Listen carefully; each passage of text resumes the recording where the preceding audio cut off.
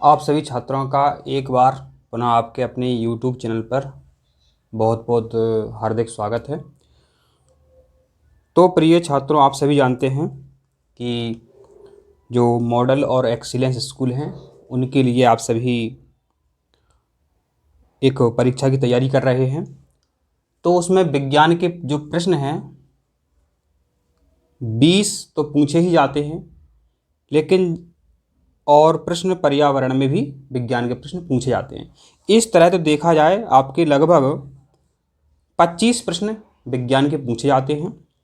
तो हम इस वीडियो में आपको विज्ञान के बहुत ही इम्पोर्टेंट प्रश्नों को समझाएंगे, और अगर आपने यह वीडियो पूरा देख लिया तो पूरे प्रश्नों के उत्तर याद कराने की गारंटी हमारी है।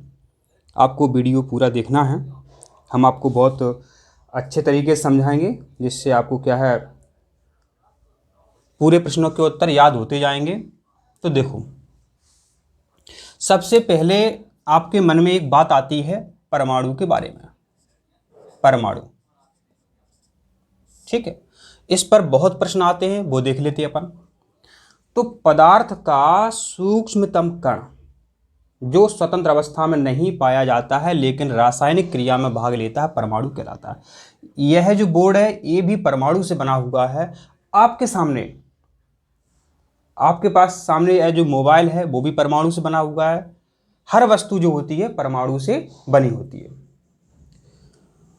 अब जो परमाणु जो है, परमाणु फिर किस से बना होता है?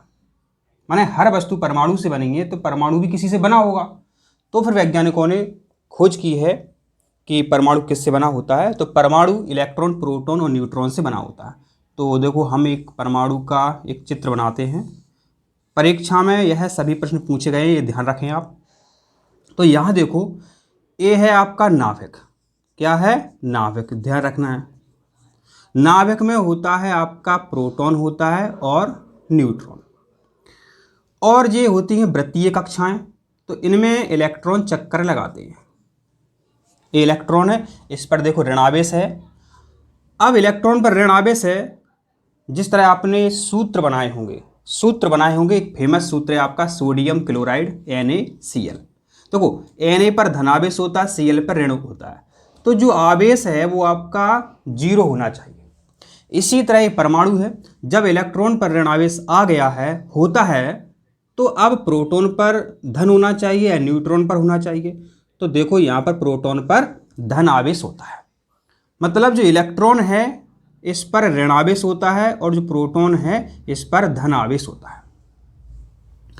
अब देखो, अब बचा आपका न्यूट्रॉन। तो जो न्यूट्रॉन है इस पर कह सकते हैं तो 0 आवेश होता है, या इसे कह सकते हैं कि उदासीन होता है। न्यूट्रॉन कैसा होता है? उदासीन होता है। या कह सकते हैं इस पर शून्य आवेश होता है, या कह सकते हैं 0 आवेश होता है। किस पर? न्यूट्रॉन पर। अगर न्यूट्रॉन पर आवेश आ जाता है तो ये जो व्यवस्था है ये गड़बड़ा जाती। तो आप समझ गए, पूछा जाता है इलेक्ट्रॉन पर कैसा आवेश होता है? ऋणावेश होता है। इसके अलावा जो बीटा कण होता है इस पर भी ऋणावेश होता है, ये ध्यान रखें आप।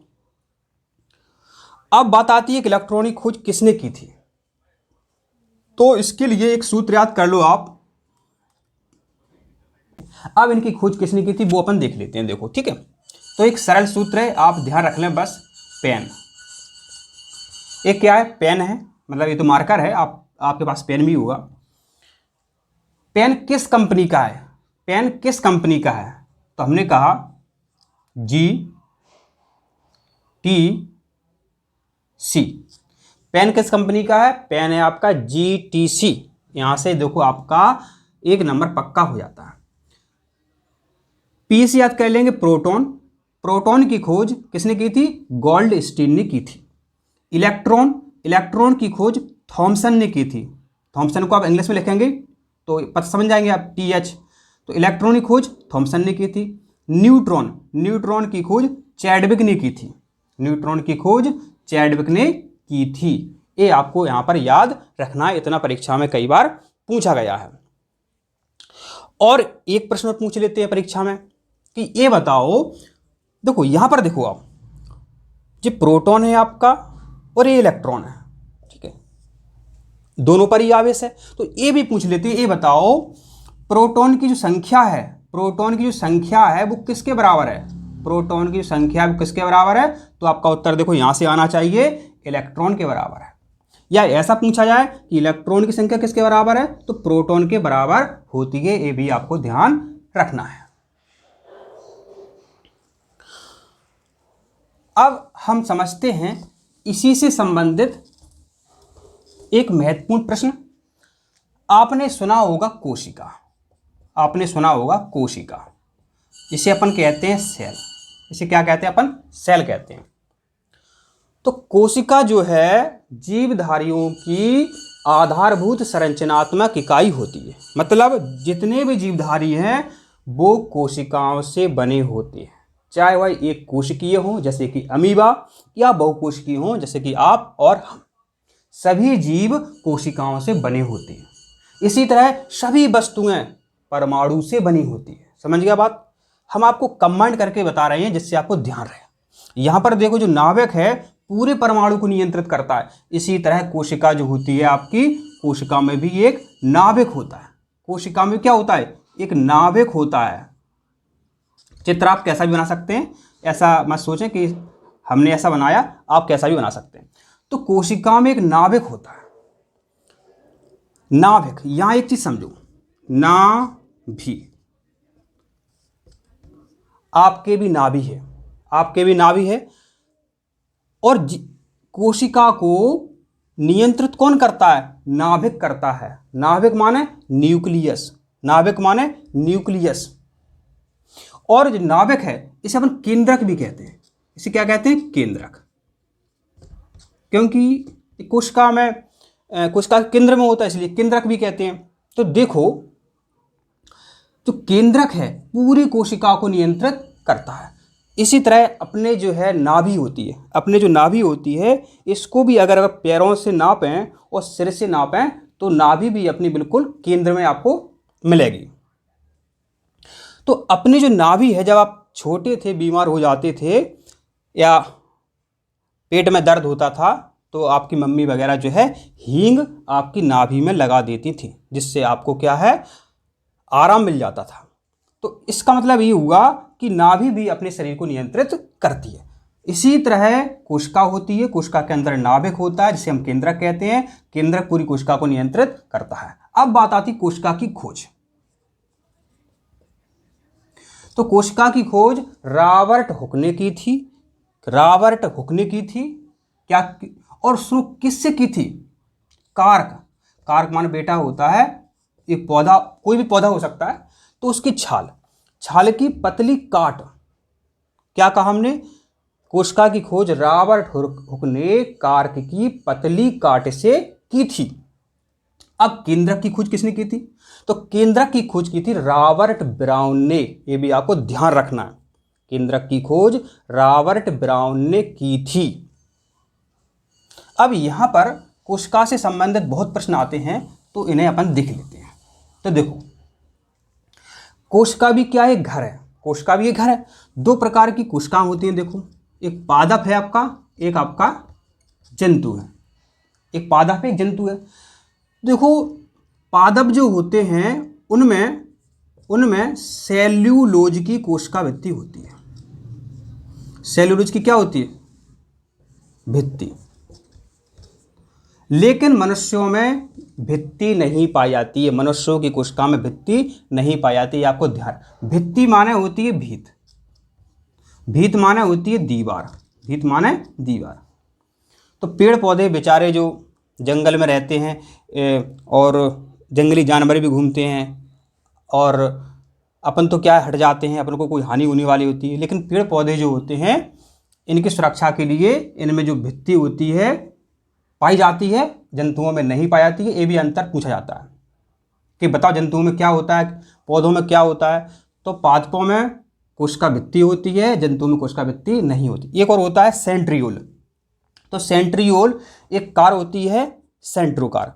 तो सेंट्रोकार अपने पास होगी कि पौधों के पास होगी? अपने पास होगी। तो मतलब सेंट्रोकार जो है जंतुओं में पाई जाती है, पादपों में नहीं पाई जाती है।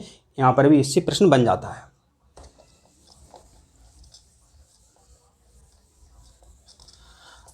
अब कोशिकाओं में माइटोकॉन्ड्रिया का नाम आपने जरूर सुना होगा, माइटोकॉन्ड्रिया। तो माइटोकॉन्ड्रिया क्या है? कोशिकाओं में ऊर्जा का निर्माण करता है, ऊर्जा निर्माण करता है, इसलिए इसे अपन ऊर्जा घर भी कहते हैं। मतलब जिस तरह से आपके घर में जो लाइट आती है पावर हाउस से आती है, इसी तरह कोशिका को जो ताकत मिलती है, ऊर्जा मिलती है, तो वहाँ पर भी कोई पावर हाउस होगा। तो कोशिका में पावर हाउस होता है, मतलब बिजली घर होता है, मतलब ऊर्जा घर होता है, वो होता है माइटोकॉन्ड्रिया। देखो, जिस तरह आपके घर में आपकी माई, माने आपकी मम्मी, आपकी माई, कई लोग मम्मी से माई कहते हैं, आपकी माई जो होती हैं, आपकी मम्मी होती हैं, भोजन बनाती हैं, तभी आप देखो अध्ययन कर पाते हैं, बोल पाते हैं, चल पाते, फिर पाते हैं। तो इसी तरह कोशिका की माई कौन है? माइटोकॉन्ड्रिया है। माइटोकॉन्ड्रिया क्या करता है? ऊर्जा का निर्माण करता है, इसलिए इसे क्या कहते हैं? ऊर्जा घर कहते हैं। अब बात आती है, देखो, जब अपन लोग मेहनत करने जाते हैं तो अपन को रुपए मिलते हैं। क्या मिलते हैं? रुपए। ठीक है, तो जो माइटोकॉन्ड्रिया मेहनत करता है, इसके पास जो ऊर्जा आती है, इसके रुपए का नाम होता है एटीपी। एटीपी। ये भी पूछा जाता है कि कोशिका की मुद्रा क्या है, कोशिका का रुपया क्या है, तो यह एटीपी। ठीक है, एडिनोसिन ट्राइफॉस्फेट। इतना नहीं पूछा जाएगा। जब पूछा जाएगा कि कोशिका की मुद्रा क्या है, कोशिका का रुपया क्या है, तो आपका हो जाता है एटीपी। ठीक है, अब एक कोशिका में लाइसोसोम भी होता है। कोशिका में क्या होता है? लाइसोसोम। इस पर भी प्रश्न बनता है, लाइसोसोम। तो देखो यहां पर, अब कोशिका में बहुत अंगक होते हैं, कोशिका में बहुत अंगक होते हैं। तो अगर कोशिका में किसी अंग की मृत्यु हो जाए तो उसको हटाना भी जरूरी होता है, उसको फेंकना भी जरूरी होता है। तो कोशिका में एक अंगक होता है आपका लाइसोसोम। तो लाइसोसोम क्या है? उन मरे हुए पदार्थों को खा जाता है या उनको कोशिका से बाहर कर देता है। अब कभी कभी क्या होता है, कभी कभी क्या होता है, लाइसोसोम का हो गया दिमाग खराब। तो क्या है लाइसोसोम? क्या है? पूरी कोशिका के जितने भी अंगक हैं उनको जो पचा देता है, मतलब उनको जो मार देता है। अब कोशिका के सभी अंगक मर जाएंगे तो ये कहाँ से बचेगा? क्योंकि कोशिका घर है, ये घर में जे रहता है, तो लाइसोसोम भी मर जाता है। इसलिए पूछा जाता है कि कोशिका में किसे आत्महत्या की थैली कहते हैं। ठीक है, तो आपका उत्तर हो जाता है लाइसोसोम। तो लाइसोसोम को आत्महत्या की थैली कहते हैं, क्योंकि लाइसोसोम में क्या पाए जाते हैं? जल अपघटनीय एंजाइम पाए जाते हैं। इस पर भी प्रश्न परीक्षा में आ जाता है। ठीक है, और देखो, फिर कोशिका में होता है आपका राइबोसोम।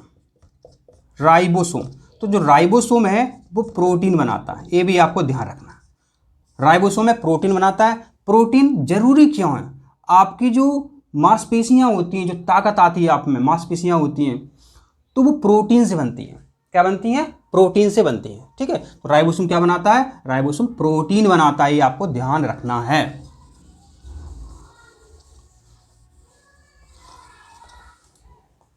तो इस तरह हम आपको सभी इंपॉर्टेंट टॉपिक पर समझा रहे हैं। परीक्षा में इन्हीं से प्रश्न आने हैं, और आप पुराने पेपर उठा करके देख लो, एक भी प्रश्न आपका इनसे बाहर नहीं होगा। आपने अगर यह 2-3 वीडियो देख लिए तो पूरे उत्तर आपके कंप्लीट हो जाएंगे, ये हम आपको गारंटी दे सकते हैं। ठीक है, अब बात आती है, आपने सुना होगा तत्वों के बारे में। तत्वों के बारे में, जैसे कि ये क्या है? लोहा है, माने आयरन है। देखो, अपनी अलग अलग भाषा होती है। संस्कृत में अलग शब्द होता है, जाना गच्छ, हिंदी में जाना बोलते हैं, और इंग्लिश में गो बोलते हैं। ठीक है, तो अपने अपने शब्द हैं। तो इसी तरह अपनी केमिस्ट्री में, विज्ञान में भी तत्वों के अलग अलग नाम हैं। ठीक है, तो जो लोहा है, लोहा का संकेत Fe होता है, ये आपको ध्यान रखना है। और जो तांबा होता है, तांबा जो पंखा भरता है, मोटर भरती है, तो उसमें तांबे के तार होते हैं, तो तांबा का संकेत लिख देते हैं अभी हम यहाँ पर। ये आपका आयरन का संकेत है, ध्यान रखना, परीक्षा में पूछा गया है। आयरन, ये आपका तांबा का संकेत है, इंपॉर्टेंट है। और जस्ता, यह भी पूछा गया है, तो जस्ता का होता है आपका Zn। ठीक है, तो आप इनको 118 तत्व हैं। ये कितने हैं? 118 हैं। ठीक है। तो अगर किसी की दुकान होगी, आप जिस वीडियो देख रहे हैं, या नहीं होगी तो आपके अगल बगल में किसी की दुकान होगी, तो आप दुकान में जाते हैं, आपने कहा हमें साबुन दे दो, उसने तुरंत दे दिया। अगर वो व्यवस्थित नहीं रखा होगा, अगर इधर उधर रखा होगा, तो उसको ढूंढने में दिक्कत आएगी। ठीक है। तो क्या होता है, वो एक जैसी वस्तुओं को एक जगह रख देता है, एक जैसी वस्तुओं को एक जगह रख देता है, आप जाते हो तुरंत दे देता है। इसी तरह अपनी केमिस्ट्री में आपने सुना होगा आवर्त सारणी। ठीक है। तो जो आवर्त सारणी है, इस पर बहुत अच्छा प्रयोग मेंडलीव ने किया था। इनकी बहुत कृपा है मेंडलीव की। मेंडलीव भी लिखा रहता है, मेंडलीव भी लिखा रहता है। ठीक है।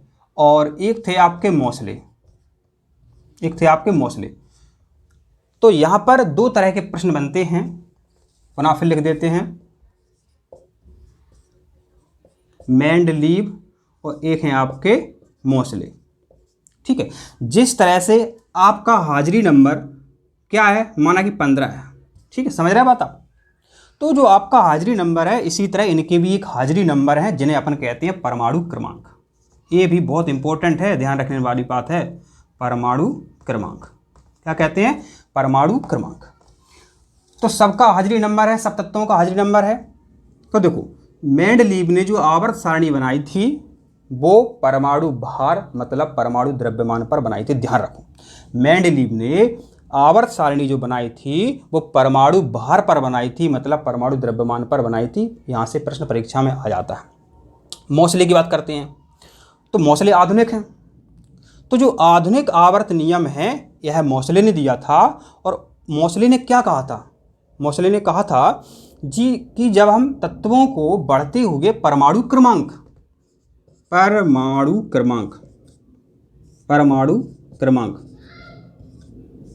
में रखते हैं, तो एक निश्चित समय बाद समान गुण वाले तत्व आ जाते हैं। इसे आधुनिक आवर्त नियम कहते हैं। परीक्षा में, आपकी परीक्षा में सिर्फ इतना ही पूछा जाएगा कि ये बताओ कि मोसले किससे संबंधित हैं? परमाणु क्रमांक से। मेंडलीव परमाणु भार, ध्यान रखो, ये परमाणु भार से संबंधित है।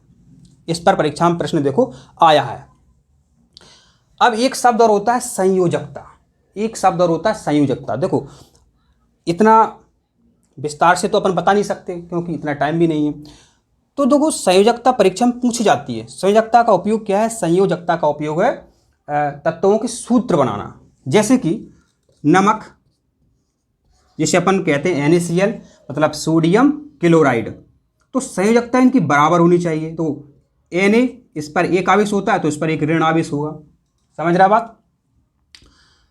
तो संयोजकता बहुत जरूरी है। अब हम आपको इंपॉर्टेंट तत्वों की संयोजकता बताते हैं। ठीक है। तो देखो, इंपॉर्टेंट देखते हैं। आपकी हाइड्रोजन है, इसकी एक संयोजकता होती है, यह पहले समूह का है। पहले समूह की जितनी तत्व होते हैं सबकी एक संयोजकता होती है, ये भी ध्यान रखो आप। क्लोरीन है, इसकी एक संयोजकता होती है। और आपकी जो ऑक्सीजन है, इसकी दो संयोजकता होती है। और देखो, एल्यूमिनियम है, इसकी 3 संयोजकता होती है। और जो कार्बन है, इसकी 4 संयोजकता होती है। ठीक है। इस तरह से क्या है, आपको 1, 2, 5 तत्वों की संयोजकता याद करनी है, और ज़्यादा परीक्षा में आपसे नहीं पूछा जाएगा, ध्यान रखें आप। ठीक है। तो ये संयोजकता आपको याद करनी है। दूसरी बात, जब इन तत्वों को, दो ये तो 118 हैं, आपको ज़्यादा याद नहीं करने हैं। जब इन तत्वों को आपस में मिला देते हैं, तो क्या बनेगा? मिश्रण बनेगा। क्या बनेगा? मिश्रण बनेगा। मिश्रण का मतलब मिश्र धातु बनेगी। क्या बनेगी? मिश्र धातु। मिश्र धातु। तो देखो, अपन ने अगर तांबा और जस्ता को मिलाया, मतलब अपन ने तांबा को मिलाया और जस्ता को मिलाया, तो इसका ये मिश्र धातु बन गई। इसका नाम अब हो गया पीतल। परीक्षा में पूछा गया है, बताओ पीतल किससे बनता है? तो पीतल तांबा और जस्ता को मिलाने से बनता है। पीतल किससे बनता है? तांबा और जस्ता को मिलाने से पीतल बनता है। ठीक है, ये हो गया। अब पूछ लेते हैं कि आपके जो बर्तन है, घर के बर्तन है, वो किससे बने होते हैं? तो वो भी देख लो आप। लोहा से, क्रोमियम से और निकल से। तो इनसे आपके घर के लोहे के बर्तन बने होते हैं, जिन्हें अपन बोलते हैं स्टेनलेस स्टील। इस पर भी परीक्षा में प्रश्न आता है। ठीक है। और फिर परीक्षा में प्रश्न क्या बनता है वो देखो। पूछा जाता है कि जो 118 तत्व हैं आवर्त सारणी में सबसे विद्युत धनात्मक कौन सा है, ये पूछा जाता है। ठीक है, तो देखो परीक्षा में या तो ए लिखा होगा या फिर ए लिखा होगा। ठीक है, अगर दोनों लिखे होंगे तो ए वाला सही है, अगर अगर अगर ए लिखा है सीजीएम तो ए वाला सही है। समझ रहा है बात? अगर आपके ऑप्शन में सीजीएम भी है, फ्रेंसियम भी लिखा हुआ है तो फ्रेंसियम सही है, अगर फ्रेंसियम नहीं है तो फिर सीजीएम सही है। 118 तत्वों में सबसे अधिक विद्युत धनात्मक जो है आपका सीजीएम होता है सही तरीके से। वैसे तो फ्रेंसियम माना जाता है लेकिन सीजीएम आपको सही लगाना है। अगर फ्रेंसियम आ गया तो फिर आपको फ्रेंसियम सही करना है। ठीक है, दूसरी बात, सबसे अधिक विद्युत ऋणात्मक तत्व पूछा जाता है। तो देखो सबसे अधिक विद्युत ऋणात्मक माने गरीब तत्व फ्लोरीन होता है। ये भी परीक्षा में पूछा गया प्रश्न है, इसलिए हमने आपको ये बता दिया है। ठीक है, फिर परीक्षा में आपसे पूछा जाता है कि ये बताओ ऐसी कौन सी धातु है जिसे अपन चाकू से काट सकते हैं। ठीक है, तो बच्चों चाकू से अपन सोडियम को काट सकते हैं, और सोडियम तो ऐसी है कि अगर आपकी प्रयोगशाला में रखी है, ऐसा मत करना।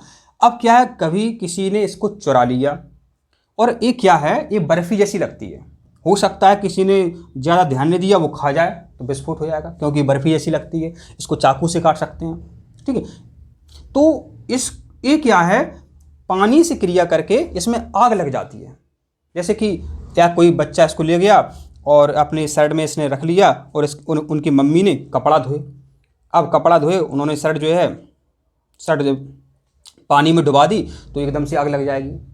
ठीक है, क्योंकि सोडियम है, ये पानी से क्रिया करके ये आग पकड़ लेता है। ठीक है, अब सोडियम खुला रख दिया, हो सकता है उस पर पानी गिर जाए तो आग लग जाती है, इसलिए इसे किस में रखते हैं, इसे मिट्टी के तेल में रखते हैं। परीक्षा में पूछा गया प्रश्न है, तो इसे किस में रखते हैं, इसे मिट्टी के तेल में रखते हैं। ठीक है, यह आपकी कैसी धातु, मतलब ना तो ये बहुत कठोर है ना ही ये मुलायम है। ठीक है, सोडियम ऐसे आपका लोहा है, लोहा कठोर होता है। ठीक है, अब दूसरी चीज देखो, ऐसी कौन सी धातु है जो द्रव अवस्था में होती है, द्रव अवस्था में होती है, तो इंपॉर्टेंट है, देख लो। मरकरी, जिसे अपन पारा भी कहते हैं, ये द्रव अवस्था में होती है। दूसरी होती है आपकी गैलियम, Ga। ठीक है, गैलियम ऐसी है, अगर इसको अपन ने गद्दी पर रख लिया तो ये पिघल जाती है। ठीक है, ये गैलियम, ये भी परीक्षा में पूछा गया प्रश्न है। ठीक, समझ गया बात, कि द्रव अवस्था में धातुएं पाई जाती हैं आपकी मरकरी मतलब पारा, और गद्दी में रखने से पिघल जाती है आपकी गैलियम, ये ऐसी होती हैं। ठीक है, तो ये आपको ध्यान रखना है। अब देखो, आपसे परीक्षा में सूत्र भी पूछे जा सकते हैं। जैसे कि आपसे पूछ लिया जाए, एक तो हमने बता दिया आपको नमक का सूत्र, दूसरा आपसे पूछ लिया जाए बताओ कार्बन डाइऑक्साइड का सूत्र। कार्बन डाइऑक्साइड का सूत्र, तो ये कार्बन डाइऑक्साइड का सूत्र है, ध्यान रखो। ठीक है, और आपसे पूछ सकते हैं कलई का सूत्र। एक कलई का सूत्र जो घर में आप पूछते हैं दीपावली पर, एक कलई का सूत्र, इसका नाम है कैल्शियम ऑक्साइड। ठीक है, दूसरी चीज ये आपका सल्फर डाइऑक्साइड। और सुनो, एक ऐसा प्रश्न परीक्षा में आता है कि अम्लीय वर्षा किससे होती है। आपका जो ताजमहल है, आगरा का ताजमहल है, वो इसके कारण खराब हो रहा है, क्योंकि इसके कारण अम्लीय वर्षा होती है। जब वह वर्षा जो है ताजमहल पर गिरती है तो ताजमहल क्या खराब हो रहा है।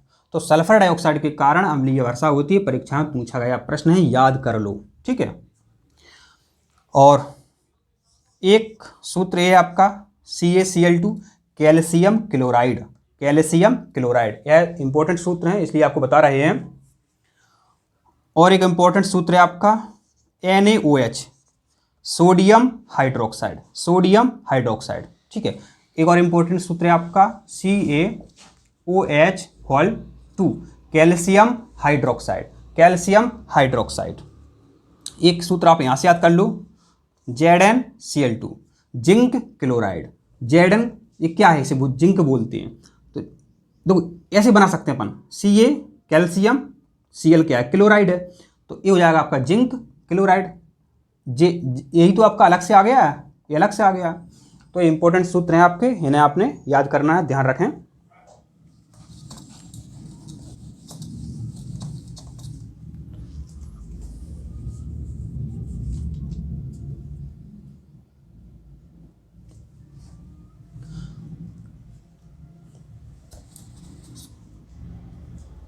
हम आपको सभी महत्वपूर्ण प्रश्नों के वीडियो देने वाले हैं। आपने अगर वीडियो लाइक किया और नए हैं तो चैनल सब्सक्राइब किया तो हम आपको जल्दी से दे देंगे, नहीं तो फिर हमारी इच्छा है, हम अपनी इच्छा से फिर बनाएंगे। अगर आपने वीडियो लाइक किया, चैनल सब्सक्राइब किया, नए हैं, तो फिर हम आपको बिल्कुल परीक्षा से 5 दिन पहले तक पूरे विज्ञान के प्रश्नों के वीडियो बता देंगे। और आप एक काम करो, जितने भी पुराने प्रश्न हैं हम जो आपको समझा रहे हैं वहाँ जा कर के देख लो, पूरे प्रश्न के उत्तर आपको सिर्फ इन्हीं वीडियो से मिल जाएंगे। इसलिए आप नए हैं तो चैनल को सब्सक्राइब करो, जिससे कि हम आपको सभी विज्ञान के प्रश्नों के वीडियो उपलब्ध करवा दें। और आपको और पूछना है तो पूछ सकते हैं। तो मिलते हैं अगले वीडियो में। आप तब तक आप स्वस्थ रहें, खुश रहें। तो जितने भी खट्टे पदार्थ होते हैं उन सभी में एसिड होता है, मतलब अम्ल होता है खट्टे पदार्थों में।